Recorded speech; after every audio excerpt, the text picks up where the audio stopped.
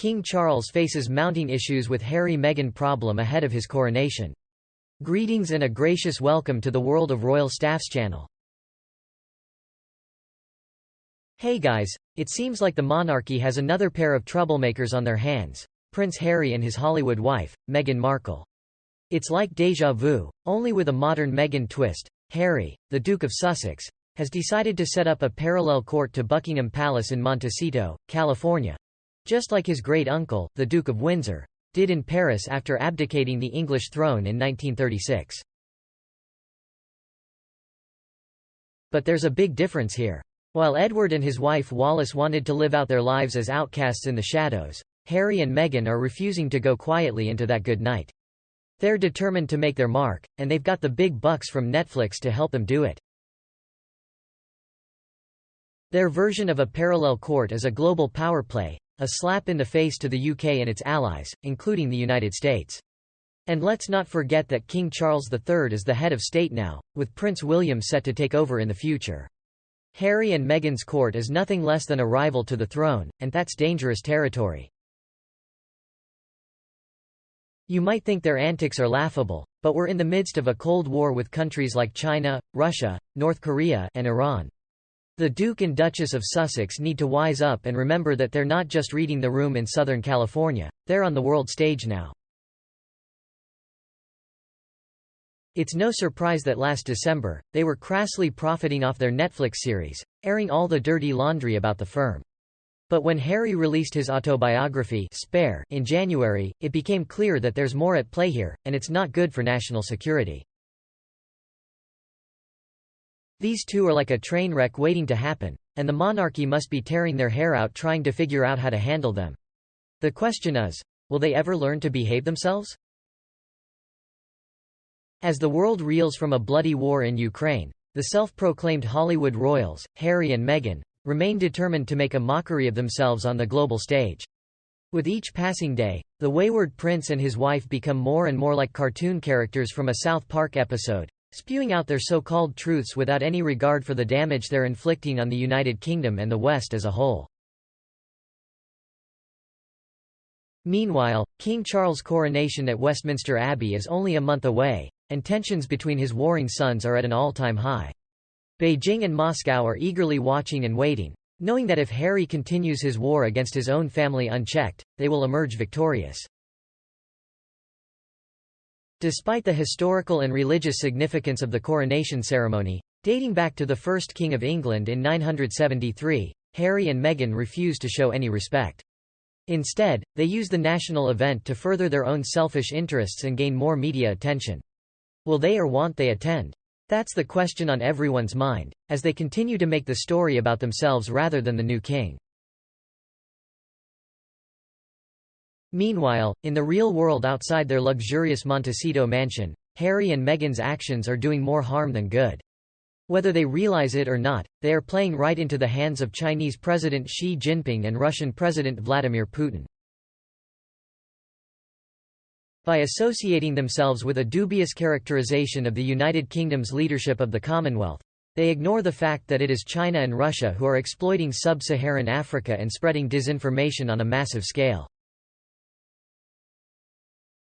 The reality is that organizations like Yevgeny Prigozhin's Wagner Group are brutally massacring innocent civilians, but Harry and Meghan seem more interested in advancing their own agenda than making a real difference in the world. With each passing day, Harry and Meghan are turning into nothing more than cartoonish characters in a South Park episode.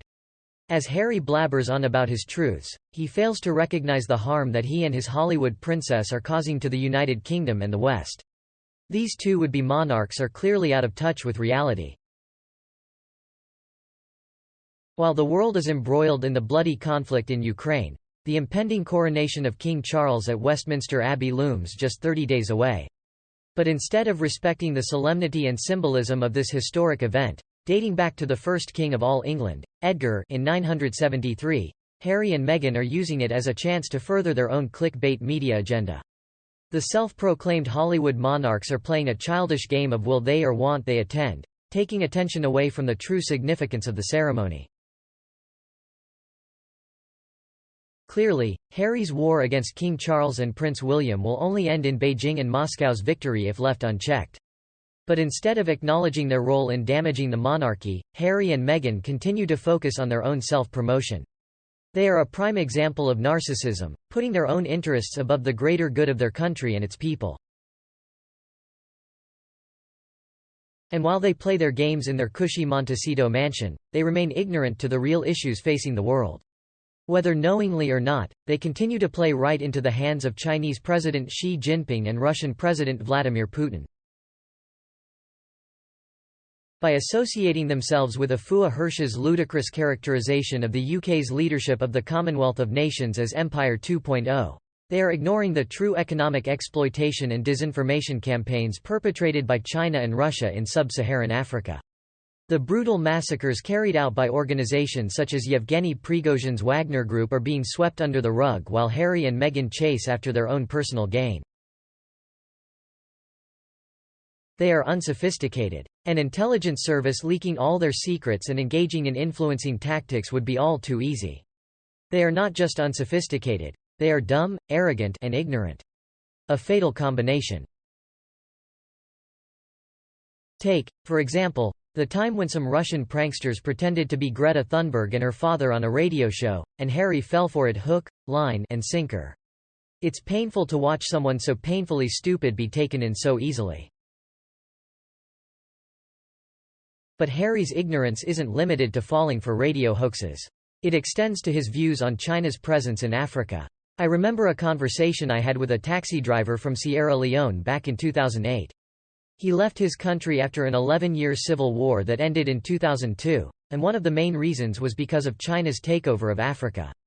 According to him, the Chinese were taking all the natural resources and not hiring Africans. I can't say for sure how accurate his opinion was, but I've since heard other Africans and State Department friends discuss this issue.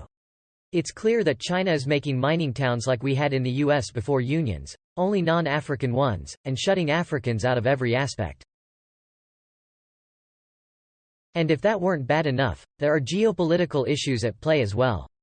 Once upon a time, Western colonial governments gave money to African political elites, and some aid was given to regular Africans, as well as jobs. Now, the elites are getting payoffs from the Chinese, but the workers are not getting anything. Ordinary Africans get nothing out of these deals. When it's time for UN votes on illegal land grabs or resource issues, whose votes are now supporting China? Yep, you guessed it.